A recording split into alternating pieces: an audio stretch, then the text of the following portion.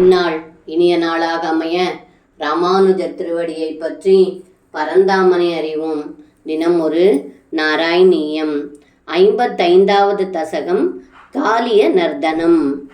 அதவாரி நிகோரதரம் பனினம் பிரதவார இதும் கிருததீர் பகவன் திருதமாரிதீரகனி பதரும் விஷமாருதசோஷித பர்ணசயம்.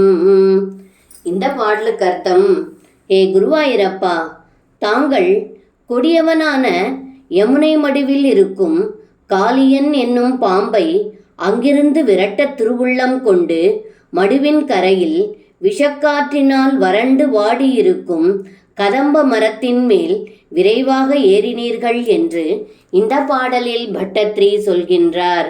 சர்வம் கிருஷ்ணார்ப்பணம். ஸ்ரீ குருவாயூரப்பன் திருவடிகளே சரணம்.